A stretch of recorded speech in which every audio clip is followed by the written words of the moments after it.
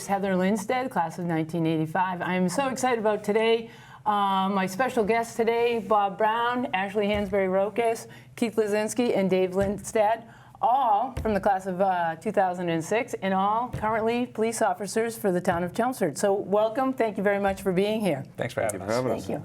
So, Chelmsford, we all talk about it. You guys obviously haven't really left because you're still working in the area, but one of the things we always talk about is our high school experience and how that may have shaped you for what you're doing. And maybe being a police officer wasn't what you thought you wanted to do. But is there something from Chelmsford that you kind of remember growing up, you know, thinking about maybe I'm going to be a police officer? Or are you still around just because you love the town and the area?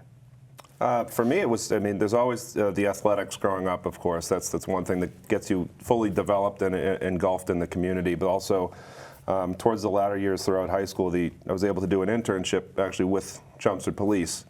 So that was kind of my first experience with police. I'd never had anybody in my family that was law enforcement or anything like that. But the ability to be able to go to the police station that it's actually in town and be able to see how the men and women there operated every single day was really eye-opening, got me a lot more interested in it. Yeah.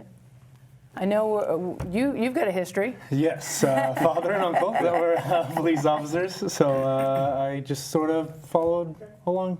Followed the suit. Yeah, exactly. I thought about it, but I'm not carrying it on. Ashley, how did you get into it? I mean, with and kind of with Bob with same with Bob, athletics Yeah. and stuff like that, and they're always at sporting events, and you see them always around and in the schools now. I went to school to be a teacher to start, and then I kind of decided halfway through that I think I wanted to be more of a police officer, kind of more involved in the community aspect of it than kind of teaching at the schools. Yeah. The blackboard, standing in front of the blackboard wasn't your thing. No, It's now a whiteboard, but yeah, that wasn't not the kind of whiteboard thing. for me, no. And Keith, So originally, I went to school after I left Chelmsford High. I went to Laconia for firefighting, a fire science degree. My mother was a firefighter in Chelmsford, so that's the path I originally was chasing. And but just to stay current with the civil service exam, I would take both police and fire, just because I wanted to get proficient at taking the test. And I took the police one. I scored well enough, and I got a card from the department saying if I'm interested in the job.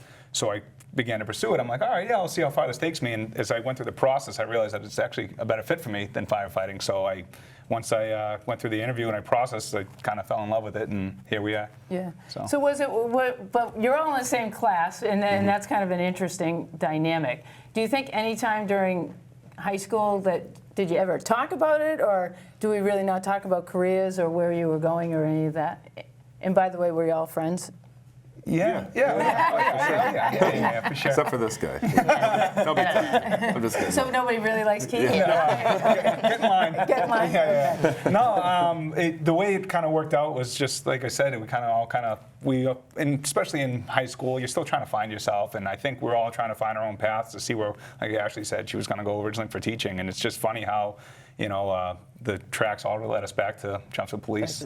Well, and that's kind of the thought about a lot of it, and why we have you on the show, is that it does seem everybody kind of tracks back to Chelmsford. You might leave, but you seem to have like gravity, those kind of things. Yeah. But so is it interesting, because we know this, you must still see teachers, deans, somebody that I hope you haven't any of you pulled over. But I mean, was there a teacher or somebody or a dean that really had an influence? In your case, it might have been a coach, but that had an influence on what you wanted to do, or kind of getting through school and deciding where you went to school? The one that stands out to me the most would probably be Mr. Cole. He was just a good teacher. I don't know if it shaped me on the way, but he definitely kept me in line and everything that led me to this career. Yeah, the influence. Mr. Marshall, he was one that was just always in my corner, and Yeah? he was just always a good guy to me, and that's probably one of my number one support there. Really? Yep. Yeah. I'd have to say Mr. O'Keefe.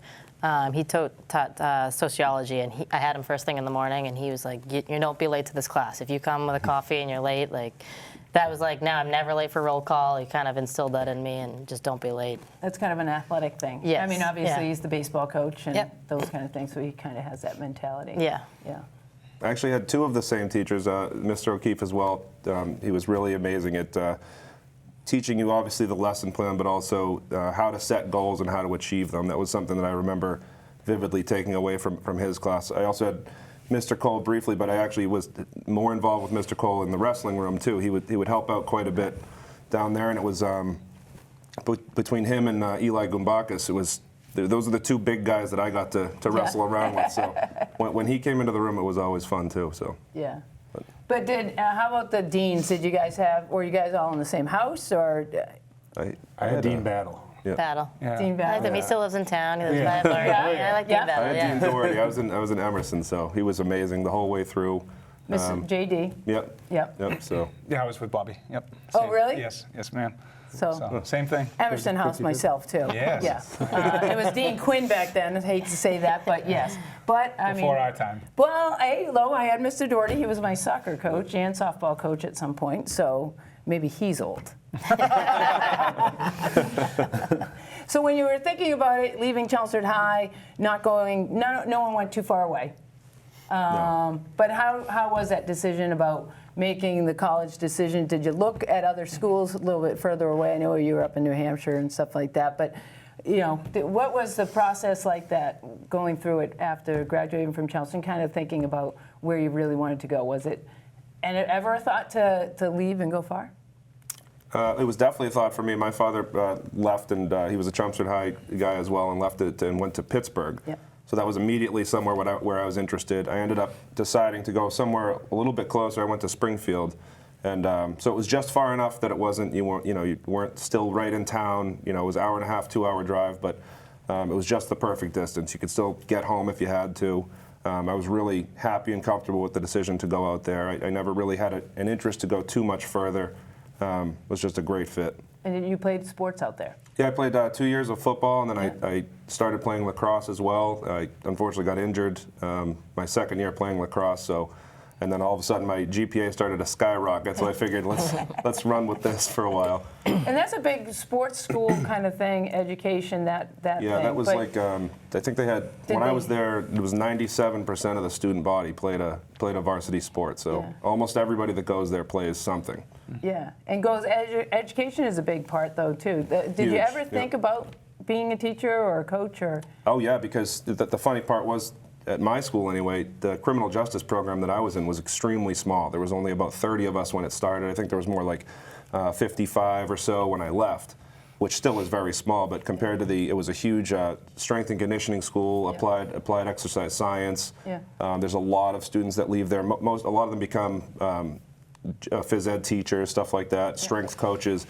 There's a lot of strength coaches that are out there now working with NFL teams, some other professional sports franchises. So that was definitely a thought process. I never jumped ship and went that route.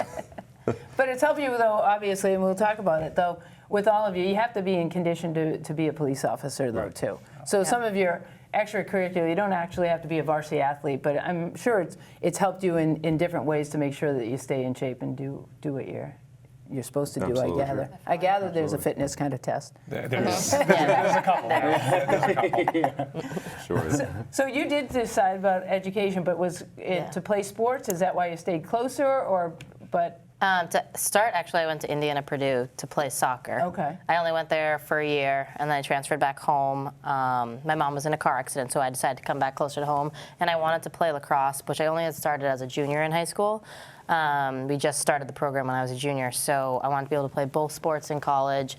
And Curry was right down the road. My mom was still like rehabbing and stuff, so I wanted to be closer. And Curry just ended up being an awesome fit for me. I played both soccer and lacrosse there, and it was awesome. Yeah. What about you? Did mine a weird way. I applied to a bunch of different schools, all different majors, and then I just went to UMass Lowell because that was the one I applied for criminal justice, and I wanted to do criminal justice. So that was an easy choice. That was an easy choice over there. Yeah. But I mean, you have to be, excited to say that you graduated from UMass Lowell. I mean, Absolutely. the opportunities that UMass Lowell now has and offers, it's incredible, and I think across the country is so well known now too. So it's not The school has grown astronomically since I left too. It's Your really good. reputation. It must be. And what about yourself? And like I said, Laconia, Yeah. but that was a big fire school. Actually, I know there was a Yeah. couple of Chelmsford firefighters that went to Laconia for Yeah. New Hampshire Community Technical College is what it was. But they went there for fire science, and again, that was the path I thought I was pursuing. So that's where I went there, just because they had a good reputation, a good fire science program. They put you through an academy while you're up there. So, and I went through EMT school up there. So they had a lot of kind of benefits for that school. Again, Yeah. that was the path I believed I was pursuing. But it's just funny how life works out. And then, like I said, I got this, and it was a better fit for me. Well, it's like Ashley, though, actually coming back here, it was probably, you found out, I mean, different things happen, and it was Yep. probably a better fit for you. For sure. So what about the academy? Like, you know, when you decide that this is it, and then I have to go to the academy, did you all go to the academy together, or? No. Me and Ashley, Yeah. Ashley and Yeah. I went to the same academy. We went Okay. in 2015, and Did you know you were both going to be there? we figured it out. Yeah, they kind of tell us. Yeah, We have to get all of our stuff, all of our uniforms and stuff. You like kind of meet up before. Yeah. So we kind of prepped each other before we went to it, and then like I said, Ashley and I, it was myself, Ashley, Aiden Gillis, and Matt Farnald, us four. So it was us four, and we went to the Methuen Police one. They're not also in the class of 06. They are not. No. Oh my a couple gosh. years behind Oh, us. Matt's a little I mean, behind that's us. why I am asking all these questions about Chelmsford High. I mean, there had to have been something, but like, Something in the water. for the class of 06, but. And did you guys go to the academy or no? He's ahead of me. Yeah, so Okay. I was in 2012. I graduated Yeah. September 2012. I did Yeah. go through with a couple of other Chelmsford police officers. You did. Well, Brian Ubeli, Okay. who's now a detective, and as well as Kenny Meehan. He went through with us for a few months. He unfortunately got an injury, so he had to hold off and go to the next class, but in the same academy. Went to the MBTA Academy down in Quincy. So, Is it hard? oh yeah. Academy's a Yeah. joke. Yeah, it's no joke. It was a tough 6 months. Yeah. I mean, Every- I know from watching him, you know, getting in shape and doing it, but Right. what was your experience like, though? I mean, I kind of watched I you, went. but I went by myself, so Yeah. I didn't have anybody. I ended up making a good friend of mine from Tingsboro, but just because of neighboring towns and stuff. But other than that, you just gotta have thick skin, mostly. yeah, Yeah. It's interesting to talk to everybody else when you first graduate because a lot of us go to different academies. For instance, I went down to Quincy. You guys went to Methuen, right? Yeah. I went to Reading. Reading. So you get a totally different experience. You get the same lessons and the same credentials when you leave each academy for obvious reasons, but the whole experience for everyone is completely different. So it's fun to talk about those differences. yeah.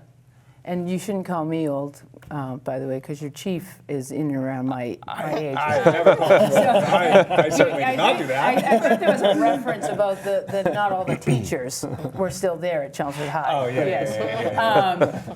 But how is that? I mean, is it?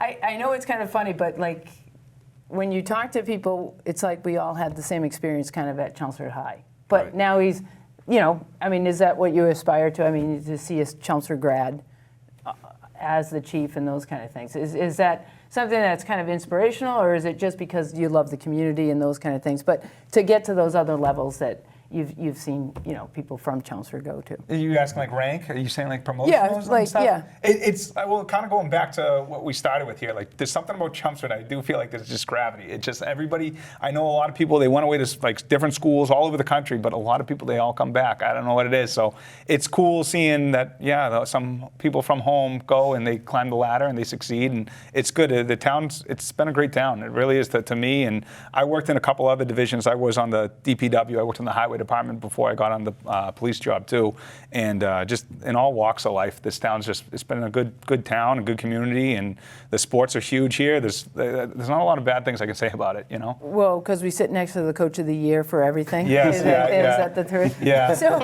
by the way, I just do have to ask that. Like, do you think that there's young women that are looking at you now, though, too, that think about being a police officer and those kind of things? And did you ever feel like they might be intimidated because you're a police officer, or is it just because you're a really strong coach? Like, is that? I think the police officer thing, I remember my first year, I was on duty and we had like the sports meeting and I had to go in uniform and no one spoke, everyone was deer in the headlights kind of thing, but they've grown to realize that like I'm here to coach once I'm off duty and stuff like that. But definitely girls are like, I want to be a police officer now. Like a lot of them did internships like Bobby did. Yeah. and they're going to school for that now. So I know that they look up to me, and Yeah. it means a lot that they want to kind of pursue the same things that I did. To aspire to it. Yeah. Yeah.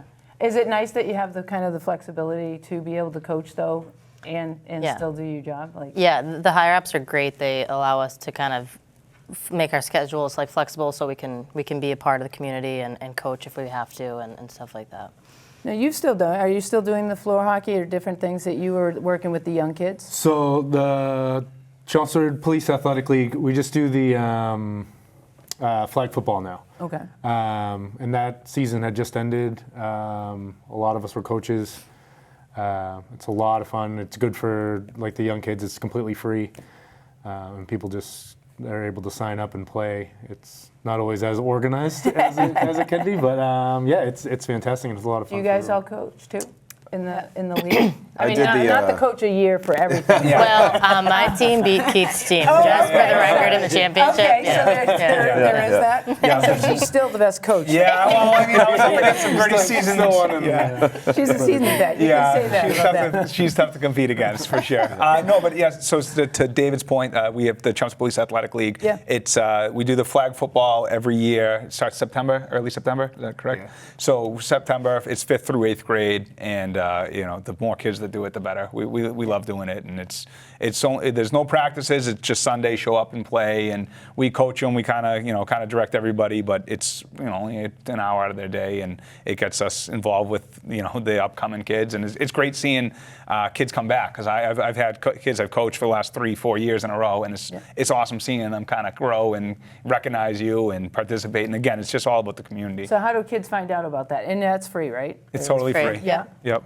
There's a Facebook account for the Police Athletic League, and they'll sometimes go around the schools and stuff and pass out flyers and things like that just to get the notice out there. Okay. Usually a month or two before Yeah. the season starts. So it doesn't matter how many kids sign up, No, the more the merrier. Yeah. right? Yep. You'd Can have always enough. have You more. have enough coaches. Yeah, we'll have. Yeah. We'll, That makes some people coach, but we'll have enough. we'll make it work. No, we love doing it. It's awesome. It is. There can't be enough kids to show up, so we'll Right. really plug that. So.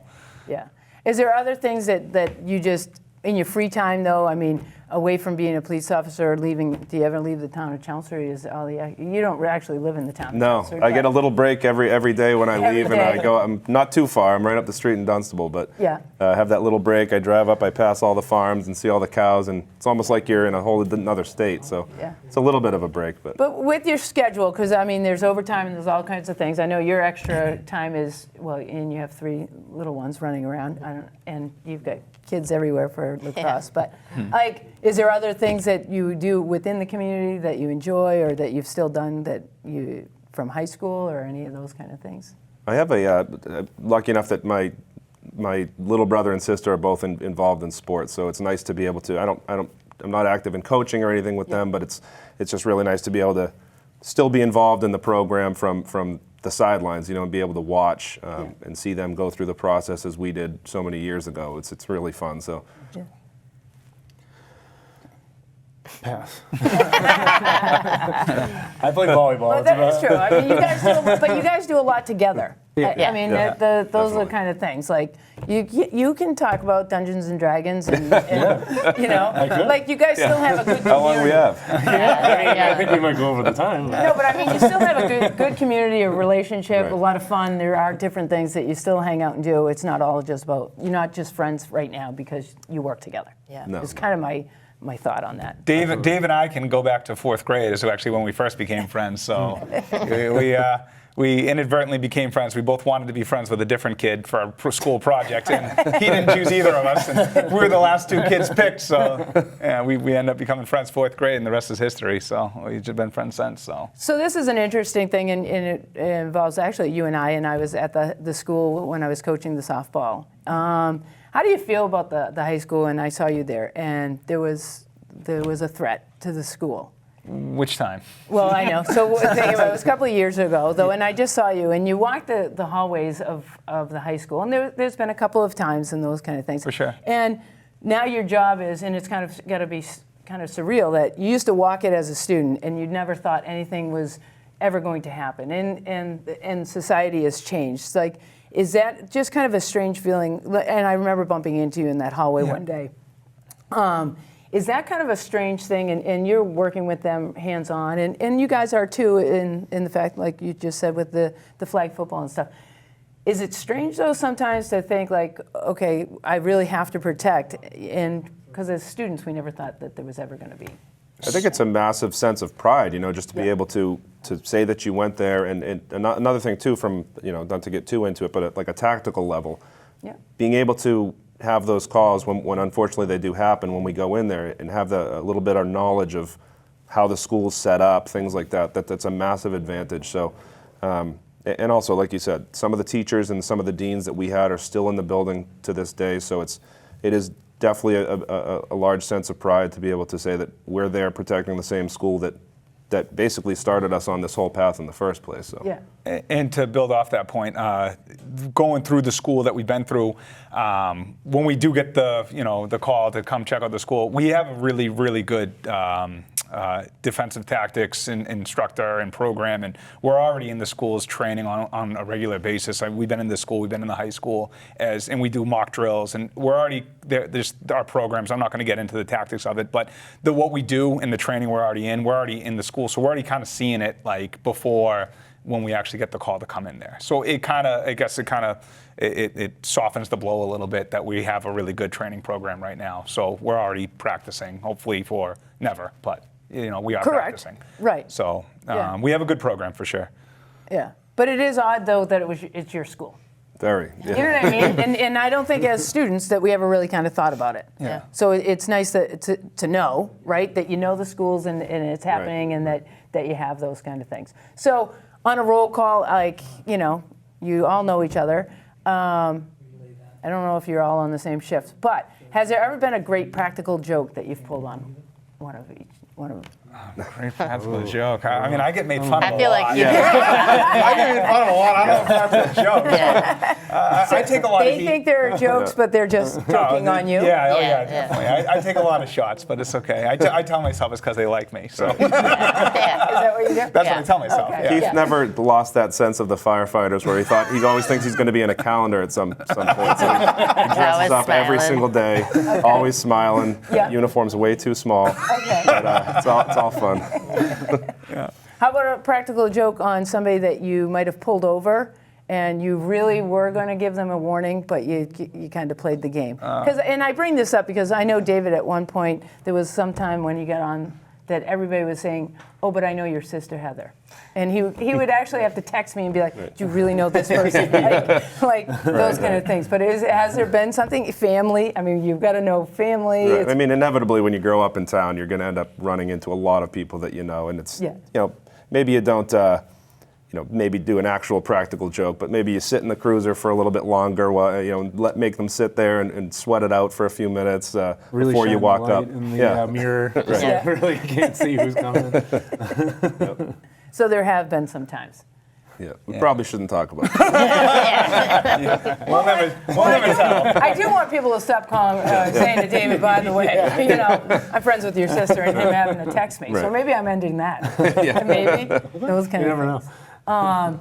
But anyways, I have one more question. If there was another profession that you would have taken out of Chelmsford High and you ever even thought of, would there have been anything else but being a police officer? Mine's go ahead. Yeah, I wanted to be a teacher. Obviously, people I'm around, my coaches, all that stuff, all are in the system. It's very unusual for people to be a police officer and a coach. It's more a teacher-coach kind of thing. So anyone that I kind of looked up to was always a teacher and a coach. Yeah. My answer is easy because I was almost thrown into it right from the get-go. My father is a partner at a fiber optic company that he started with two of his colleagues back in early 2001.